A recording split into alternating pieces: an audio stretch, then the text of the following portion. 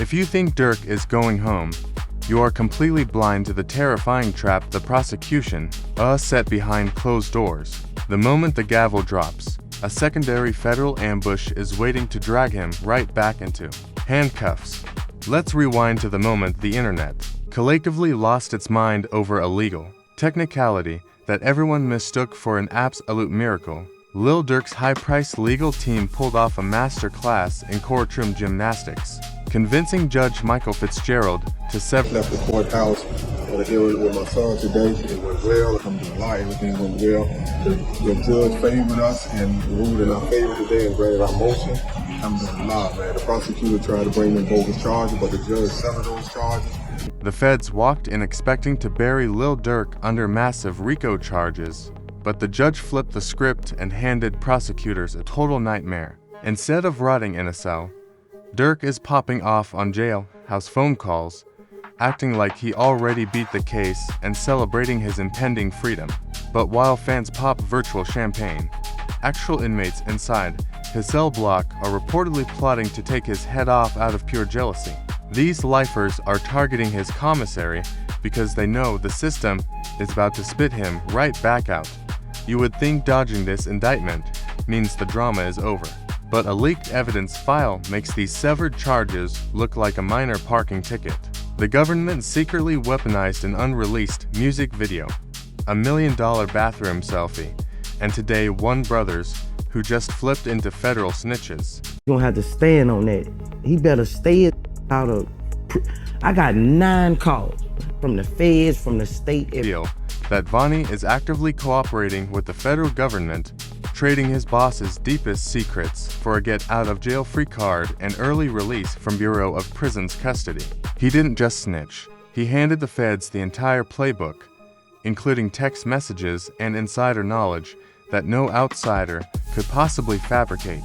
The ultimate betrayal came from the man who was supposed to be holding down the fort, proving that loyalty in the rap game expires the second a federal indictment drops. Thus, when you thought the betrayal couldn't get any more personal, enter Ep Jam, a childhood friend who Durk reportedly bailed out, housed, and even handed 50 grand in cash to get back on his feet. After doing time and claiming he would never cooperate, Jam allegedly got wired by the feds, turning his financial savior into his primary federal target. The irony is so thick you could choke on it, as the very person Durk tried to save from the streets is now the one helping the government build the case to put him away forever. The foundation of Durk's defense is crumbling in real time, and the two men who knew the most are now singing for the prosecution. The internet absolutely erupted into a digital circus the second the news broke, with fans and critics alike treating the courtroom drama like it was the season finale of a Kardashian reality show. Everyone was screaming about Lil Durk beating the system, creating a massive wave of memes that flooded every timeline from Twitter to TikTok. People were acting like he just pulled off the ultimate heist, completely ignoring the fact that the federal government rarely loses a case they actually want to win. It was pure, unadulterated internet delusion, with supporters popping bottles while the prosecutors were quietly sharpening their knives in the back room. Meanwhile, the celebrity reactions were a chaotic mix of backhanded compliments and thinly veiled shade, resembling the backstage brawls of a WWE pay-per-view event. Rappers who were previously silent suddenly found their voices, dropping cryptic Instagram stories that screamed louder than 1,000 press releases. You had industry veterans acting like shocked judges on a reality TV talent show, pretending they didn't see this legal disaster coming from a mile away. The hypocrisy was so thick you could cut it with a chainsaw, as everyone tried to distance themselves from the sinking ship while secretly hoping to salvage a piece of the wreckage. Then came the wild comparisons, with internet sleuths likening the prosecution's strategy to a Marvel Cinematic Universe where the villain thinks he won the battle but lost the war. Critics pointed out that severing the RICO charges was just the prosecutors clearing the board to focus all their firepower on the murder-for-hire count. It was like watching Thanos snap his fingers only to realize the Avengers had already rigged the gauntlet. The digital courtroom energy was absolutely feral, with armchair lawyers breaking down the legal jargon while completely missing the terrifying reality of the evidence pile. The fan outrage reached a boiling point when the details about the unreleased music video leaked, sending shockwaves through the drill community. Supporters were furious that the feds used creative expression as hard evidence, arguing that rappers act out violent fantasies for entertainment all the time. But the internet quickly clapped back with brutal reality checks, reminding everyone that this wasn't just a music video, it was a highly specific reenactment of a real-life target. The contradiction between defending artistic freedom and the chilling accuracy of the footage left fans scrambling to defend the indefensible, creating a massive public relations nightmare. Social media timelines turned into a digital thunderdome, with memes of the artist celebrating in jail juxtaposed against the grim reality of his cooperating friends. The irony of him flexing his legal win while his day one brothers were actively testifying against him was not lost on the digital masses. Users started creating side-by-side edits of his jailhouse phone calls and the court documents detailing the betrayals, making the situation look like a tragic play directed by a meme lord. The sheer volume of digital mockery was relentless, turning what was supposed to be a victory lap into a global punchline. Drama commentary channels started churning out content at lightning speed, treating the unfolding saga like a live episode of Zeus Network backstage drama. They dissected every facial expression from past interviews, looking for micro-expressions that proved he knew about the bounty all along. The analysis was so deep and unhinged that it felt like they were decoding a classified government file, searching for hidden clues in his lyrics and social media posts. It was a masterclass in internet paranoia, where every single word the rapper ever spoke was being weaponized by the digital jury. The contradictions in the defense's narrative started crumbling under the weight of the internet's collective scrutiny, exposing massive plot holes in their story. Fans were suddenly questioning how a man could be completely innocent yet have $1 million sitting on a bathroom counter specifically earmarked for a hit. The digital detectives worked overtime, connecting the dots between the severed charges and the impending federal ambush that everyone saw coming except the artist himself. It was like watching a magician realize his sleight of hand was caught on a high-definition camera, leaving nowhere to hide. As the digital circus reached its peak, the reality of the situation started to sink in, replacing the initial celebratory chaos with a cold, hard dread. The internet courtroom energy shifted from mocking the prosecutors to genuinely fearing the sheer weight of the evidence being compiled against the Chicago rapper. People realized that the severed charges weren't a get-out-of-jail-free card, but merely a tactical pause before the government dropped the hammer with everything they had. The memes stopped being funny, and the timeline transformed into a digital vigil, with fans praying for a miracle that seemed increasingly unlikely. The backlash against the cooperating witnesses was absolutely vicious, with fans labeling them as the ultimate traitors in the history of hip-hop. But the internet being the internet, the narrative quickly flipped to blame the artist for trusting the wrong people and leaving a digital paper trail a mile wide. The discourse was a messy, contradictory tornado of loyalty, betrayal, and federal coercion, leaving everyone exhausted and emotionally drained from the sheer volume of takes. It was a beautiful, chaotic disaster that proved once again that in the digital age, there is no such thing as a secret. Ultimately, the digital meltdown served as a brutal reminder that the court of public opinion is just as unforgiving as the actual federal justice system. The initial shock and awe of the legal victory quickly dissolved into a paranoid, hyper-analytical frenzy that left no stone unturned. Every lyric, every selfie, and every jailhouse phone call was put on trial by the digital masses, creating a suffocating atmosphere of inescapable scrutiny. The drama had officially escalated beyond a simple legal battle, morphing into a cultural phenomenon that had the entire hip-hop community holding its breath. The dust is finally settling on this absolute circus, but the aftermath is far more terrifying than the initial explosion. The emotional fallout within the camp is palpable, with the toxic paranoia infecting every single member of the inner circle. When your closest allies are trading your deepest secrets for a reduced sentence, trust becomes a literal liability. The reputation damage is catastrophic, shattering the carefully curated image of the loyal, untouchable boss who never folded. Fans are left reeling as the myth of the invincible rap mogul collides violently with the cold, hard reality of federal prison.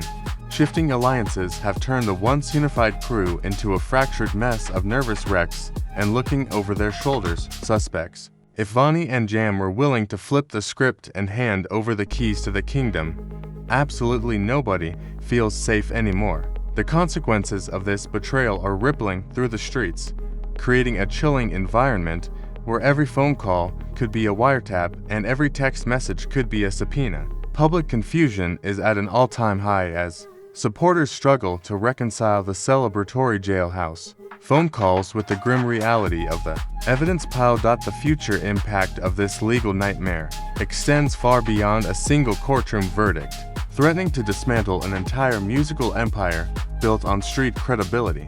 Prosecutors are playing a ruthless game of four-dimensional chess, using the severed charges not as a defeat, but as a tactical repositioning for a much deadlier strike. They are isolating the murder for hire count to secure a conviction without the jury getting bogged down in a decade of complex racketeering history. This strategic brilliance means that even if the defense manages to pull off a miraculous acquittal in Los Angeles, the war is far from over. Unexpected revelations continue to drop like bombs, with insiders claiming the government has a massive, sealed dossier waiting to be unsealed the second the trial concludes. The $1 million bathroom selfie and the unreleased music video, and just the appetizers in a multi-course federal feast designed to ensure he never sees the outside of a cell again. The public is only now realizing that the judge's ruling to sever the RICO charges was never a gift, but rather a calculated move to prevent a mistrial. It was a judicial chess match where the prosecution willingly sacrificed a pawn to guarantee they could capture the king later. As the August 20th trial date rapidly approaches, the tension is so thick you could cut it with a chainsaw, leaving the entire hip-hop community holding its breath. The defense is scrambling to explain away the lyrical evidence and the slide for Von comments, but the digital jury has already rendered its verdict. Every interview, every song, and every social media post is being scrutinized under a microscope, turning his own art into the very weapons used to dismantle his freedom. The emotional toll on the artist is undeniable, as the realization sets in that the system he thought he could outsmart has simply been waiting for the perfect moment to strike. The ultimate twist of this entire saga is the horrifying domino effect that awaits him on the other side of an acquittal. Legal experts are screaming from the rooftops that the moment he is cleared of the Los Angeles charges, federal marshals will be waiting in the hallway with the newly reactivated RICO indictments. He could literally be walking out of the courthouse in handcuffs before the news cameras even finish broadcasting his release. It is a horrifying legal catch-22 that proves the federal government doesn't need to win every battle to win the war, as long as they have enough charges to keep you in the cage forever. This leaves the audience staring at a massive cliffhanger, wondering if this is the beginning of the end for one of rap's most dominant forces. Will the defense find a miraculous loophole? Or is this the definitive moment the feds finally catch up to the drill movement's biggest architect? The shifting loyalties, the hidden evidence, and the impending legal ambush have created a perfect storm that no amount of money or fame can easily weather. We are witnessing the live broadcast of an empire teetering on the edge of a cliff. And the most terrifying part is that we don't even know who is going to push him over. If you thought this legal roller coaster was wild, you better strap in, because the real verdict is just getting started. Do not just sit there scrolling like a ghost in the machine. Smash that like button like it owes you money and you are collecting the debt today. Subscribe to the Rap Truth right now, because if you miss the next update on this federal chess match, you are basically choosing to be the last person at the party when the lights go out. We are serving you the unfiltered, unapologetic truth that the mainstream media is simply too scared to touch. Drop a comment down below and tell me exactly who you think is going to fold next in this absolute pressure cooker. Are you Team Durk riding the wave? Or are you watching the feds build a case so airtight it belongs in a museum? Let the timeline know your hottest take. because the digital jury is always in session and we read every single unhinged opinion. Hit that notification bell so you never miss a beat when the next subpoena drops and the internet inevitably catches fire all over again. This is not just gossip. This is a masterclass in how quickly a rap empire can turn into a federal exhibit. Stay educated, stay skeptical, and keep your eyes wide open because the next twist is going to make this look like a warm-up act. You came for the drama, but you are staying for the undeniable facts that nobody else has the guts to break down. Until the gavel drops and the cells lock, keep it locked right here with the Rap Truth. Right here with the Rap Truth. To sever the massive, soul-crushing RICO charges from his upcoming murder-for-hire trial. For a brief, glorious second, the drill community thought the federal government had completely fumbled the bag, handing Durk a golden ticket straight out of federal custody. But this wasn't a victory lap. It was a tactical retreat by prosecutors who were quietly loading a much deadlier weapon behind the scenes. The judge merely ruled that past Chicago and Atlanta baggage couldn't clutter the current Los Angeles courtroom, creating a false sense of security that Durk immediately started celebrating. Instead of laying low and acting like a humble defendant awaiting trial, Durk decided to turn his jail cell into a victory lap broadcast, calling his OTF crew and bragging about his imminent release. He was out here talking about working on his next EP and securing his empire while sitting in a facility packed with men facing literal life sentences without parole. You do not flex $1 million mindset in a cage surrounded by desperate, jealous inmates who have absolutely nothing left to lose. Word on the yard spread like wildfire that Durk was getting special treatment, making him an instant target for opportunistic sharks looking to snatch his commissary, his shoes, and his dignity. The very celebration that was supposed to boost his street cred ended up painting a massive, glowing bullseye right on his forehead. But the real nightmare wasn't happening in the cell block. It was brewing in the federal evidence files that the prosecution was quietly weaponizing. Remember that viral, seemingly harmless selfie of Durk posing with a mountain of cash on his bathroom counter. The feds didn't see a rapper flexing. They saw a meticulously documented $1 million bounty payment ready to be deployed. Prosecutors are now framing that exact photo as the financial proof that Durk had the liquid assets prepared to fly hitmen down to Southern California. It is the ultimate plot twist where a simple social media flex transforms into a federal smoking gun, proving that the money wasn't just for show, but was literally the down payment on a targeted assassination if the cash wasn't enough to seal his fate. The government pulled a cinematic-level plot twist straight out of a Marvel villain's playbook by unearthing an unreleased music video. Federal agents somehow got their hands on footage of a song called Red Man, which allegedly depicts Durk chasing and shooting a Quando Rondo lookalike in a chillingly specific reenactment. This wasn't just artistic expression. Prosecutors are presenting this as premeditated, visual proof of the exact blueprint Durk wanted his crew to follow in real life. The fact that the feds even knew this video existed means someone on the inside, someone who was literally on the set, handed them the keys to the kingdom. And that inside man is none other than OTF Vonnie, the very guy who was supposedly Durk's most trusted lieutenant orchestrating the travel and logistics for the alleged hit. Court documents now reveal